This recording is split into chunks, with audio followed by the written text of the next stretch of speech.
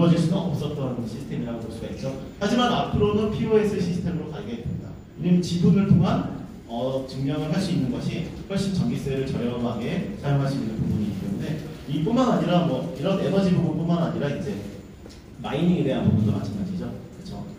그래서 지금 POS 관련해서 이더리움의 비탈릭 부테리는 이런 얘기도 했어요. 우리도 POS로 갈 거다.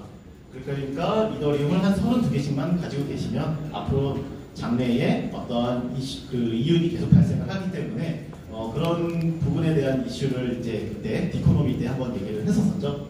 네. 다음 탈중앙화 거래소입니다. 탈중앙화 거래소 이게 여간 어려운 게 아니에요. 실제로 탈중앙화 거래소가 되면은 거래소 입장에서는 두 가지 단점이 있습니다. 첫 번째는 수익이 떨어질 수밖에 없어요. 그리고 두 번째는 느립니다. 그리고 탈중앙화 거래소 같은 경우에 UI나 UX가 제대로 갖춰져 있지 않기 때문에 여러분들이 편하게 사용하기에는 쉽지가 않아요. 그래서 이러한 부분에 대해서 UI, UX를 갖추기도 하고 그 다음에 탈중앙화 거래를 할 수 있도록 시스템을 만드는 것이 굉장히 중요하다고 여기고 있고 실제로 탈중앙화 거래소를 가는 이유는 딱 하나예요. 해킹 방지. 거래소들이 상당히 많이 해킹을 당하고 있죠. 그런 부분들에 대해서 이제 해킹을 방지하기 위해서는 탈중앙화 거래소로 갈 수밖에 없는 상황이다라는 거죠. 하지만 탈중앙화 거래소와 이제 앞으로 어떻게 될지는 모르겠지만은 지금 STO도 상당히 이슈가 굉장히 많이 되고 있거든요. 그럼 STO로 된 그 시큐리티 토큰 같은 경우에도 당연히 이제 거래소에서 다뤄야 되는데 이런 민감한 그런 토큰까지도 이제 다루게 된다면은 해킹 관련된 문제는 더 심각하게 아마 거래소 입장에서는 좀 다가오게 될 겁니다. 그래서 이 부분 굉장히 중요한 이슈고요. 생태계 지원, 저희가 이제 GT 토큰을 이제 보유하고 계시게 된다면 여러분 스타트업이라고 하는 거 참여하실 수가 있는 거 아시죠? 이번에도 이제 비트코인 스타트업이라고 하는 플랫폼을 통해서 저희가 비트코인을 20% 할인된 가격으로 이제 여러분한테 드리는 그런 이벤트를 하고 있고요. 또 이더리움 같은 경우에 한 34% 정도 할인된 가격으로 살 수 있게끔 하는 이벤트도 하고 있습니다. 이게 어디에서는 지금 비트코인을 굉장히 저렴하게 이제 판매하는 그런 9년 전 가격으로 판매하겠다라는 그런 이슈를 이제 만들어낸 거래소도 있는데 저희도 이게 두 가지 장점이 있어요. 첫 번째는 생태계를 지원하면 저희 거래소나 이런 코인들과 거래소는 굉장히 밀접한 관계에 있을 수밖에 없는 거거든요. 그렇기 때문에 저희는 이제 중요한 프로젝트인데 이게 사장이 되어버리면 안 되잖아요. 그래서 굉장히 좋은 기술력을 가지고 있는 프로젝트를 발굴을 해서 GT나 아니면은 저희 회사 차원에서도 지원을 해주는 그런 부분들이 계속 이루어질 것입니다. 자, 이렇게 블록체인 생태계들을 보시면 굉장히 많이 있어요. 이게 예전에는 저희 KPI가 없었습니다. 네, 예전에는 여기에 자리를 차지하고 있지 않았었는데 이게 여기저기 인터넷에서 이제 돌아다니는 거예요. 그럼 KPI가 딱 이제 나오기 시작했죠. 데이터아이옥의 성장세가 굉장히 빠릅니다. 특히 이제 기술력들을 보고 계시면은 이제 아시겠지만은 1년 전 기술과 2년 전 기술이 천차만별로 달라져요. 계속 발전을 해가고 있습니다. 여러분 다른 거래소를 이제 여러분 보시면은 UI UX가 바뀐다고 해서 그것이 중요한 거는 아니지만은 그래도 UI UX를 끊임없이 바꾼다는 거는 기술을 개발하고 있다는 거고요. 새로운 기술이 나오고 있다는 거는 그 거래소가 굉장히 활발하게 연구 활동을 하고 있다는 것입니다. 그래서 그런 부분들을 보시면서 거래소를 선택을 하시면 되게 좋을 것 같고요. 자, 메인넷 자산으로 이제 가게 될 예정이고 게이트 체인은요. 그다음 이런 것들을 봐야죠. 아까 이제 영상에서 좀 보셨을 텐데 이렇게 3억 개 정도가 이제 분배가 되지만은 실제로 POS 같은 경우에 지분에 따라서 주어지는 거죠. 그래서 사용자에게 배분이 되는 거는 대략 한 5억 개라고 보시면 됩니다. 그리고 블록체인의 어떠한 생태계나 이런 부분들에 쓰이는 것이 한 2억 개, 그 다음에 시장 확장이나 이런 부분들에 쓰이는 것이 2억 개, 그리고 개발 투입에 쓰이는 것이 이게 전부 다 한 10년 정도에 걸쳐서 방출이 되는 거기 때문에 저희도 아직 어떻게 이것이 사업화가 되고 어떻게 이게 방출이 되고 어디에 쓰여질지는 잘 모르겠지만은 실질적으로 이게 2억 개, 3억 개에서 계속 방출이 된다면은 한 10억 개 정도의 수량에 도달하게 될 예정입니다. 그래서 지금은 법률재단이나 이런 안전 합법적인 온전한 블록체인 자산 플랫폼을 만들고 있고 네, 로드맵은 저희 2월 지금 저희가 4월달에 출시했죠. 그리고 2분기에 이제 출시를 했고 3분기에 테스트넷을 만들고 4분기에 메인넷에 선장할 것입니다. 그래서 메인 네트워크에 이제 올라가게 되면 실제로 토큰이라고 불리지 않고 코인이라고 그때는 불리게 되겠죠. 여러분 예전에 뭐 H캐시 같은 경우에도 이제 예전에는 토큰이라고 했다가 이제는 캐시로 바꾸면서 이제 뭐 메인넷에 상장되는 거에서 굉장히 기념하고 그랬던 것 같은데요. 그래서 이렇게 되고 이제 2014 탈중앙화 거래소가 오픈이 되고 2020년, 2021년으로 넘어가게 되는 이러한 로드맵을 저희들이 가지고 있습니다. 자, 그러면 이제 게이트.io 연구 결과 보고서에 대해서 이야기를 좀 할 텐데요. 굉장히 많이 좀 다른 얘기를 할 거예요. 그래서 이제 잠깐 여러분 혹시 이제 설문조사를 잠깐 해보도록 할게요. 혹시 반감기, 비트코인 반감기에서 알고 계시는 분? 네, 비트코인 반감기 알고 계시죠? 비트코인 반감기. 네. 그러면 비트코인 채굴에 대해서 알고 계시는 분? 네, 채굴 다 알고 계시죠? 반감기는 간단합니다. 비트코인이 처음에는 50개를 채굴을 하잖아요. 채굴을 하면 처음에는 50개를 주다가 그러다가 25개를 주다가 그 다음에 12개를 주다가 이렇게 계속 줄어들게 되죠. 그거에 대한 이제 시세 변화가 어떻게 영향을 미쳤는지에 대해서 한번 보도록 하겠는데요. 첫 번째는 비트코인 채굴 메커니즘, 두 번째는 반감기, 그 다음 사용자의 수용도, 그 다음에 금융파 생성토, 그 다음에 글로벌 정책 결론에 대해서 얘기를 할 텐데요. 투자자들 입장에서는 이 부분 굉장히 중요합니다. 이 부분을 뉴스 기사나 이런 데서 접하시는 것보다는 연구 보고서를 통해서 접하는 게 훨씬 더 정확하고 훨씬 더 이해가 쉬우실 거예요. 두 번째 이제 채굴하시는 분들은 이런 반감기에 대한 이슈, 이게 반감기가 내가 비트코인을 벌어들이고 사 모으는데 어떤 영향을 미치는지에 대해서 한번 얘기를 해보도록 할게요. 자, 첫 번째입니다. 조금 복잡하죠? 조금 복잡해요. 그래서 이제 좀 얘기를 해드리자면, 자, 첫 번째, 비트코인의 채굴 메커니즘입니다. 제가 예전에 비트코인에 대한 얘기를 했을 때 2009년부터 해서 현재까지 왔을 때의 비트코인 역사, 비트코인의 히스토리를 한번 얘기를 한 적이 있었죠. 그때 어떤 얘기를 했었냐면 비트코인이 처음에는 할핀이라고 하는 사람이 이제 비트코인을 최초로 받았었고, 그리고 나서 이제 뭐 다크넷이나 이런 데서 유통이 되다가 그러다가 이제 각 나라에서 사용이 됐다 이렇게 얘기를 했는데, 여기도 마찬가지입니다. 처음엔 개인이 이용을 했어요, 비트코인을. 그래서 1단계는 거래 가치가 일부 사람들이 관심을 가지게 됩니다. 그리고 두 번째 단계에서는 채굴을 하게 되면서 전문적인 거래소가 생겨나게 됐죠. 그때 생겨난 거래소가 마운틴복스라고 하는 굉장히 유명한 거래소가 하나 태어났었고요. 그때 시장 가격이 형성이 됐었습니다. 그래서 뭐 비트코인이 1달러가 됐을 때 엄청나게 자축을 했었어요. 지금은 굉장히 큰 시세를 형성하고 있지만, 그래서 이제 가치 공감이 증가하는 시기가 2단계입니다. 3단계가 되면은 광범위하게 전파가 되면서 가치 공감 속도가 급속하게 늘어나게 되죠. 그렇게 되면서 많은 사람들이 비트코인 생태계에 참여하게 되고, 4단계가 되면은 이제 생태 발전과 함께 특수화가 진행이 되고 이제 기대감이 최고조에 오르게 됩니다. 이게 바로 2017년 그때 얘기를 하는 거고요. 이제 과열되게 되면은 나중에는 이제 수치도, 공감 수치도 하락하게 되는 그런 거고 정부가 개입을 하게 되죠. 자, 여기 보시면은 이제 하나씩 보도록 할게요. 여기 보시면은 1단계입니다. 사람들이 관심을 가지고 공감을 형성하는 단계에서는 비트코인 포럼이라고 하는, 아니면 비트코인 톡이라고 하는 어떤 조그만 커뮤니티에서 이루어졌던 그런 내용들이에요. 그래서 커뮤니티에서 채굴을 해봐라. 그럼 비트코인이라는 게 나오더라. 라고 해서 채굴을 했죠. 그때 열심히 채굴을 한 친구가 이걸로 뭘 사먹었죠? 피자를 사먹었었죠. 그쵸? 그래서 10,000개의 비트코인을 그냥 확 하고 팔아버리기도 하고 그랬던 시기죠. 그러다가 이제 거래소가 생기기 시작을 했고 뉴스 매체에서도 다뤄지게 됩니다. 이때 예전에 제가 말씀드렸던 2013년도에도 뉴스 매체에서 이제 비트코인을 가지고 있었던 사람이 2009년에 비트코인을 샀는데 2013년 정도 되니까 이게 한 50만 달러, 50만 유로가 훨씬 넘더라. 이렇게 해서 이슈가 되면서 이제 이때가 이제 바로 그때예요.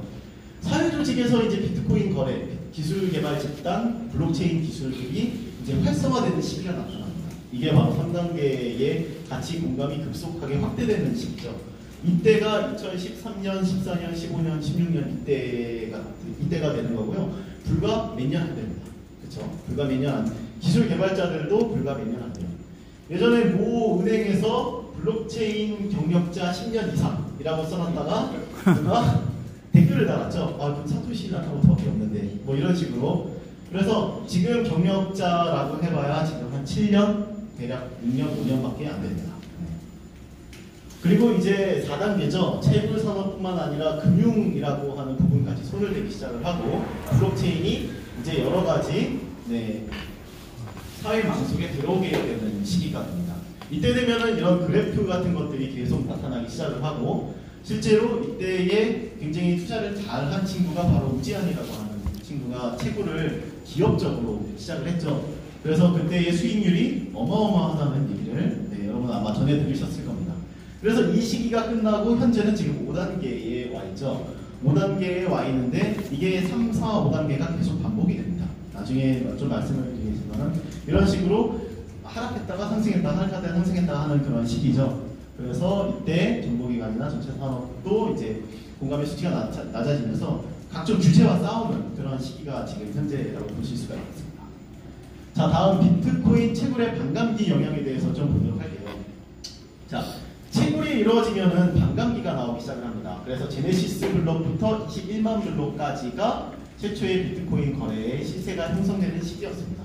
자, 21만 블록이면은 대략 어느 정도 시간이 될까요? 한 3년 정도?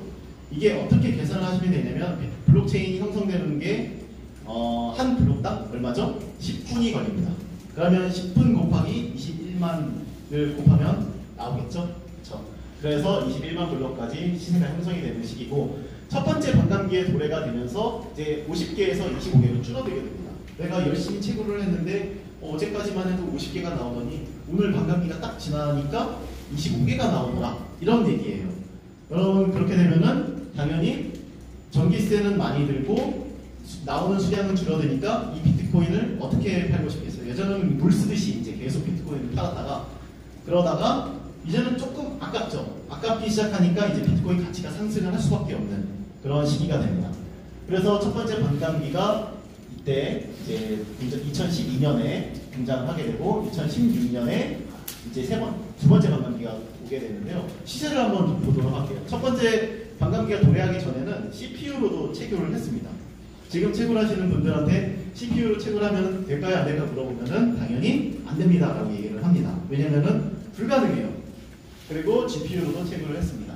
물론 이더리움은 GPU로 채굴을 하고 있지만은 현재 CPU나 GPU 채굴은 효율이 낮아요. 왜냐면은 아식이라고 하는 전문 그 채굴기가 나왔기 때문에 그래서 이때는 그게 가능했었던 시기죠. 그래서 이 CPU는 어떤 CPU일까요?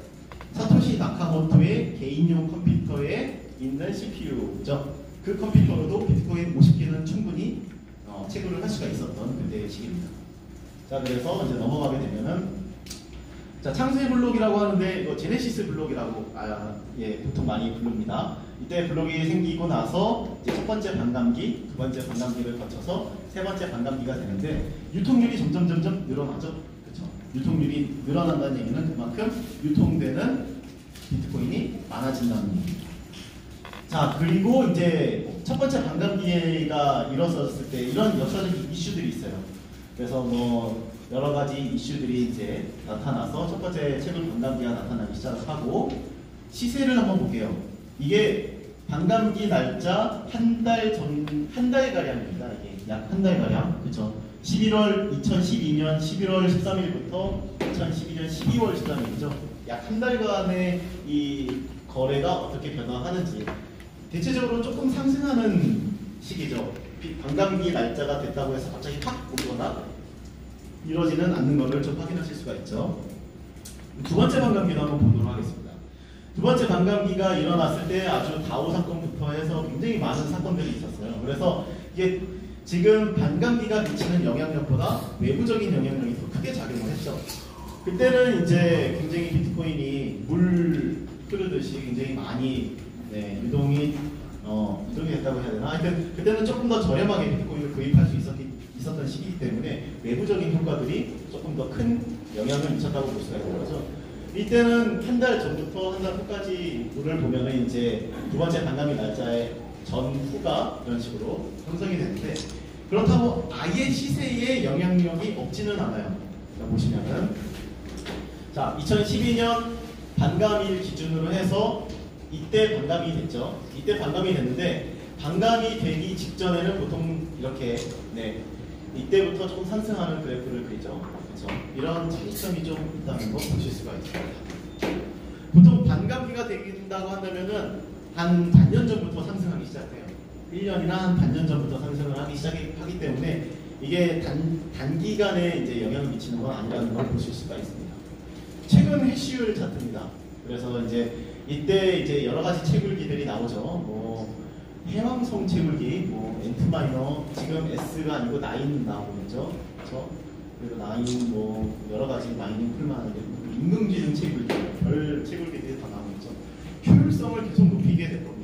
그럼 질문하시는 분들 중에 이제 나중에 양자 컴퓨터가 나오면 어떻게 되나요? 라는 얘기가 있어요. 여러분 양자 컴퓨터 엄청 빠르고 네, 블록체인에 위협이 된다라는 얘기를 하시는 분들이 상당히 많은데 그런 양자 컴퓨터 혼자 가지고 계신 분이 이 비트코인을 혼자 있을 때의 문제고 양자 컴퓨터도 당연히 경쟁이 붙을 수밖에 없겠죠. A라는 사람도 가지고 있고 B라는 사람도 가지고 있고 C라는 사람도 가지고 있으면 어떻게 될까요? 당연히 경쟁을 할 수밖에 없는 비트코인은 게임 이론에 기반이 되어져 있습니다. 그렇기 때문에 경쟁을 하게 되면은 당연히 이게 비트코인 시스템이 무너지지 않을 수밖에 없어요. 그렇죠? 자, 두 번째입니다. 사용자의 수용도. 채굴 반감기 가격 추세를 보시면 이렇게 보시면 이때가 첫 번째 반감기고요. 두 번째 반감기예요. 여기서 굉장히 유의적인 어떤 통계량을 볼 수가 있는데 자, 첫 번째 반감기와 두 번째 반감기 사이에 주소는 계속 상승하고 있죠. 비트코인의 어떤 그런 가치 상승은 참여자들은 계속 늘어나고 있다는 뜻이에요. 두 번째를 보시면은 이게 빨간색 그래프가 100개에서 1000개를 가지고 있는 소유자들입니다. 검정색 그래프는 10개에서 100개 가지고 있는 그래프예요. 그러면 검정색 그래프 중간값을 봅시다. 얘는 50개 가지고 있는 사람이고 얘는 500개 가지고 있는 사람이라고 한번 얘기를 해보자고요.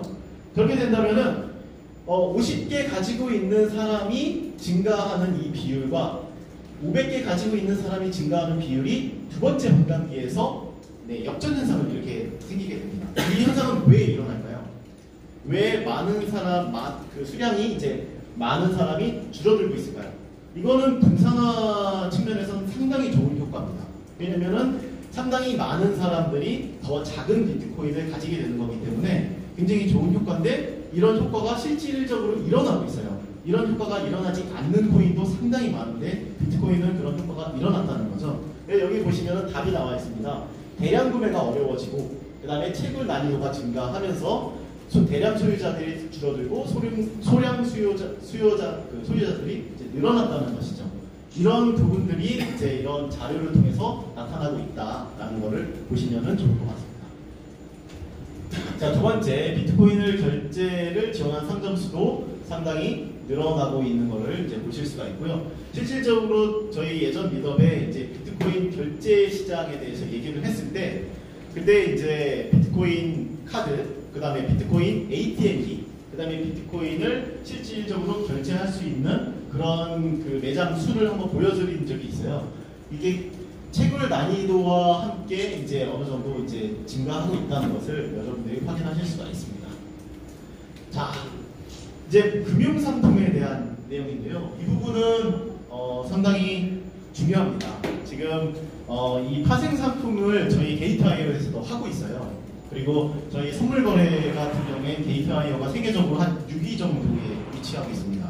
그러니까 국내에서는 이 마진거래나 아니면 금융상품 파생거래, 비트코인 파생거래에 대해서 이제 아직 그렇게 활성화되지는 않았지만 전 세계적으로는 굉장히 활성화되어 있는 상황이고요. 이런 시장은 증가할 수밖에 없습니다. 그래서 여기 단적으로 한번 얘기를 들어보도록 할게요. 여기 보시면 파생상품의 시장과 현물의 시장이 이렇게 벌써 차이가 나기 시작을 했죠. 예전에는 그 회색 그래프가 굉장히 작았어요. 한 이 정도? 굉장히 작았는데 계속 증가하고 있습니다. 여러분들 그 시카고 선물거래소 같은 경우에서도 비트코인을 살 때 비트코인을 직접 사는 게 아니잖아요. 비트코인이라고 하는 지수에 따라서 비트코인 가격에 어떤 영향을 미치게 되는 그런 요인들을 가지고 이제 배팅을 하는 거죠. 그런데 이런 것들이 이제 합법화되고 여기 SEC 같은 경우에 이제 이거를 통과를 시켜준다면은 이 시장은 더 커질 수밖에 없습니다. 그래서 한번 보도록 할게요. 일단 선물 거래가 뭔지 모르시는 분들을 위해서 간단하게 설명을 좀 드려보도록 하겠습니다. 일단 선물 거래는 선물이라고 하는 거는 앞선자를 얘기하는 건 아시죠? 그렇죠? 앞에 이제 어떤 그런 그 거래를 하게 되는 그런 부분들이 숏이나 롱을 통해서 이제 얘가 상승할 거다, 얘가 하락할 거다라는 거를 미리 예측을 하는 거죠. 그래서 선견지명이라는 한자도 있잖아요. 그렇죠? 그래서 일반적으로 어느 시점에 일정 수량의 표시물을 약정된 가격으로 결제하는 표준화된 계약을 말합니다. 그다음에 현금 결제가 있고 현물 결제가 있어요. 그래서 두 가지가 존재를 하는데 이 선물 거래소도 두 가지로 존재가 됩니다. 보통은 현금 결제가 상당히 많고 현물 결제가 상당히 적어요. 하지만 현물 결제 시장도 조금 중요하니까 한번 봐주시면 되고요. 그다음에 이제 원생 자산에서 파생된 비트코인 금융 상품이 이제 벡트나 에리스X나 코인플렉스에서 출시가 될 예정입니다. 지금 벡트 같은 경우에는 어떤 이슈가 있었죠? 이번 7월달에 테스트넷을 돌리고 실질적으로 거래가 일어나게끔 한번 해보겠다라는 얘기를 했었죠. 그렇죠? 에리스X도 지금 그 타 거래소들과 손잡고 이제 앞으로 이제 그 ETF를 그 선물 거래나 ETF를 이제 준비를 하고 있는데 밑에 한번 보도록 하시죠. 그러면 비트코인 선물 거래소 지금 현재 시카고 상품 거래소와 그다음에 시카고 옵션 거래소, 그다음에 크립토 팩트리티라고 하는 데서 이제 이루어지고 있고 실질적으로 전 세계 최다 이제 파생 상품 거래소는 시카고 상품 거래소에서 이루어지고 있습니다. 안 그래도 최근에 5월 20일 정도의 시카고 상품 거래소에서 비트코인 거래 물량이 최고점을 찍었죠. 어마어마하게 많은 물량이 비트코인 물량이 이제 거래가 됐었다라는 뉴스가 이번 5월달에 있었습니다. 그래서 마진은 굉장히 낮은데 보통 이제 모니터링을 보통 하고 있죠. 모니터링을 하고 있고 감시를 하고 있는 상황에서 비트코인이 실제로 거래가 된다. 두 번째 한번 보도록 할게요. 그러면 승인 대기 중인 선물 거래소는 뭐가 있느냐? 바로 벡트, 에리스X, 코인플렉스가 있다라고 하는 거죠.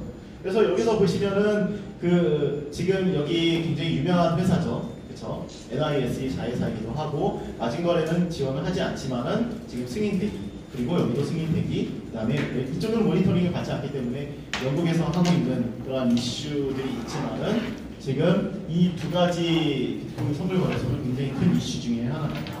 그래서 비트코인 현물이나 파생 상품 거래 비율도 지금 누가 작년 자료예요. 그래서 계속 이게 엎치락뒤치락 하고 있어요. 어디에서 승인을 얻어냈느냐에 따라서 선물 거래소의 그 위치는 달라지게 될 수밖에 없습니다. 그래서 굉장히 심하게 경쟁을 하고 있는 상황이고요. 자, 두 번째입니다. ETF 굉장히 중요하죠. 비트코인 ETF 같은 경우에는 상장지수 펀드라고 하는 부분인데 지금 골드 같은 경우에 금이 ETF로 승인이 되면서 막대한 시세 상승이 이루어졌었죠. 그렇죠.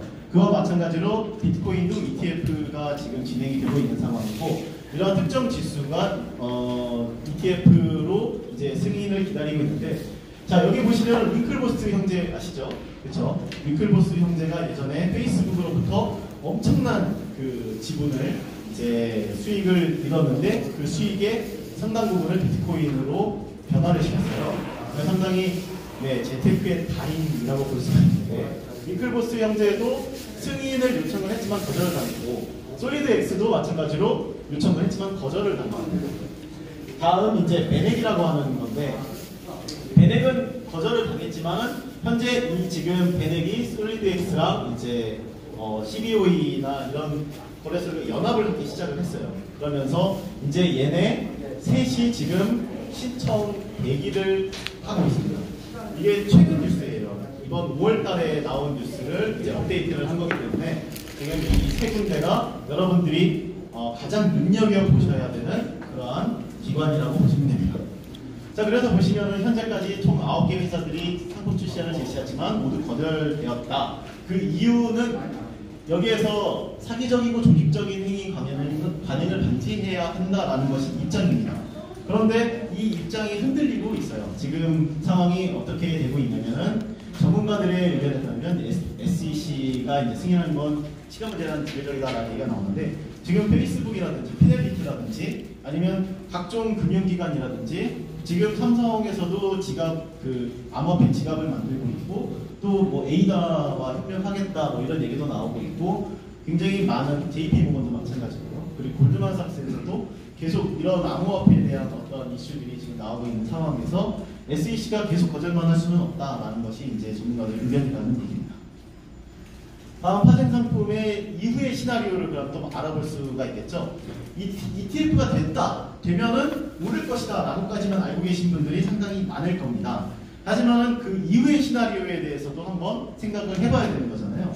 ETF가 승인이 됐을 때 그러면 처음에 단기적인 영향은 어떤 영향을 미치고 장기적인 영향은 어떤 영향을 미치는지에 대해서 여러분 아셔야지 비트코인을 이제 투자하실 때도 조금 더 장기적인 플랜을 세우실 수가 있는 것이라고 볼 수가 있는 거죠.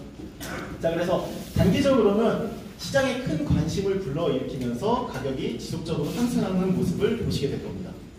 그리고 두 번째 이제 장기적인 영향을 보자면은 이제 넉넉한 자금이 유입이 되죠. 그래서 상승과 하락이 이제 반복이 되겠지만은 기존 이제 기관과 이제 다른 형식의 뭐가 등장하나요? 파생 상품이 등장을 한다는 거죠. 그래서 여러분 거래소에서 현물 거래만 하시는 분들은 이 시스템에 대해서 그렇게 막 와닿지는 않을 수도 있어요. 하지만은 이제 파생 상품을 거래하시는 분들은 이게 굉장히 크게 와닿으시게 될 겁니다. 그러면서 이제 파생 상품 시장이 커지게 되면 당연히 거래소의 어떤 볼륨도 어마어마하게 커질 수밖에 없게 되는 거죠. 특히 현물 시장이 가지고 있는 어떤 현물 시장만의 거래소가 아니라 이렇게 선물 거래 시장을 굉장히 크게 잡고 있는 거래소가 굉장히 크게 성장을 할 수밖에 없습니다. 그래서 이렇게 보실 수가 있고 암호화폐가 시장 금융화가 되면은 이제 비트코인이 합법적으로 선물 시장의 발전을 가속화시키게 될 것이고요. 두 번째 거래소가 다각화되게 될 것입니다. 그리고 법률 정책도 변화하게 되는데 굉장히 주류적인 위치로 상승할 수밖에 없는 그런 작용을 할 수가 있겠죠. 자, 그래서 여기 ETF 관련 주요 사건 히스토리에 대해서 좀 얘기를 해보도록 할게요. 이때 2013년도에 최초의 비트코인 ETF를 제안을 했었죠. 누가요? 윙클보스가요. 그렇죠. 상당히 좀 굉장히 일찍 움직였던 사람이죠. 솔리드엑스도 마찬가지입니다. 이런 식으로 이제 이 제안을 했으면 이 ETF를 제안하고 승인되고 거절되고 이게 그 전체적으로 시세의 영향을 상당히 많이 미쳤습니다. 그래서 보시면은 최대 마이너스 32%까지 떨어지기도 하고 상승하기도 하고 떨어지기도 하고 직접적인 효과를 상당히 많이 미쳤다는 것을 보실 수가 있죠. 네. 그래서 ETF 관련 소식은 여러분들 뉴스에서 보시면은 굉장히 많이 나오게 됩니다. 자, 다음 글로벌 정책입니다. 글로벌 정책은 굉장히 중요한데, 자, 보시면은 이제 시장 리스크, 불법 활동 뭐 이런 식으로 지금 모니터링을 하고 있어요. 전 세계에서 돈이 흐르는 부분에 대해서 실질적으로 법정화폐 같은 경우에는 2만 달러 이상, 그리고 국내에서도 2천만 원 이상은 어떻게 되죠? 다 주법 기관에서 감시를 하게 되죠. 그래서 굉장히 큰 자금들이 움직이는 부분들에 대해서는 어떻게 되나요? 기관의 어떤 모니터링을 벗어날 수가 없는 상황이죠. 지금 거래소에서도 지금 어떤 걸 하고 있나요? 거래소에서도 공시제도를 한번 넣어보자. 우리가 지금 주식시장처럼 거래소에도 공시제도를 한번 해보자라고 하는데 실질적으로 자율적인 그런 방안이기 때문에 잘 될지는 아직은 잘 모르겠습니다. 그래서 보시면은 이렇게 시장 리스크에 대한 모니터링, 불법 활동에 대한 모니터링, ICO에 대한 모니터링, 그다음에 세금에 대한 모니터링이 가장 큰데 세금 이슈는 거의 국가의 그 예산에 대한 아주 직접적인 영향을 미치기 때문에 굉장히 중요해서 여기 밑에다가 조금 더 추가를 해봤어요. 그리고 거래소나 뭐 이런 부분. 자, 영국 한번 보도록 하시겠습니다. 영국에서는 영국 세무세관청서 그 HMRC라고 하는 데죠. 그렇죠? 이 영국 세무서 같은 경우에는 이제 수입 관련된 요금은 법인세 또는 이렇게 자본 수익이 제한을 받게 될지는 이런 각 방면에 달려 있다. 굉장히 조금 중립적인 위치에 중립적인 얘기를 하고 있고요. 미국 국세청에서도 약간 중립적으로 얘기를 하고 있습니다. 일반적으로 세금 원칙은 암호화폐를 사용하는 거래에 적용이 된다. 그러니까 세금을 납부하지 않을 수는 없는 거죠. 다음 호주 세무서도 마찬가지입니다. 고액 소비에 이중 소비세를 부과하고 있고 소비세와 용역세가 포함되고 있는 상황이죠. 일본은 아예 법정 화폐처럼 인정을 해버렸습니다. 그래서 인정을 한 상황에서 소득세법이 아예 존재를 해요. 우리나라는 아직 이런 블록체인에 대한 어떤 법망이 제대로 갖춰져 있지 않은 상황인데 일본 같은 경우에는 아예 법제화가 되어 있고 명시화가 되어 있습니다. 그리고 최근에는 예전에 비트코인을 세금을 한 50% 가까이 때렸었는데 지금 그거를 굉장히 많이 낮춰 나가고 있어요. 그래서 일본에서 비트코인을 거래를 하시는 분들이 한국이나 중국에 와서 OTC 거래를 하는 경우가 상당히 많이 있었죠. 왜냐하면은 일본에서 거래를 하게 되면은 세금을 너무 많이 내니까 그런 부분들이 있었고, 러시아 같은 경우에는 예전에 이제 비트코인에 대해서 이제 벌금을 때렸었죠. 2만 루블에서 100만 루블까지 벌금을 때렸었는데 최근에는 조금 달라지는 이런 과세 법안을 발표를 했고 운영과세를 규범화하고 있습니다. 그래서 전 세계적으로 이제 블록체인에 대한 이런 부분들이 이제 나타나고 있는데 비트코인의 한 67% 국가가 지금 합법이고 19%의 국가는 중립적인 태도를 나타내고 있고요. 그리고 12%의 국가에서는 불법으로 지정을 하고 있습니다. 점차적으로 합법화되는 그런 시장이 지금 다가오고 있는 거죠. 글로벌 정책인데요. 글로벌 정책은 여기에 보시는 이런 빨간색들은 약간 거래에 대해서 약간 불법화. 비트코인은 안 된다라고 얘기를 하고 있는 거고, 그리고 여 뒤에 보시는 부분들은 비트코인 거래가 된다라고 하는 것들을 얘기를 하고 있는 거죠.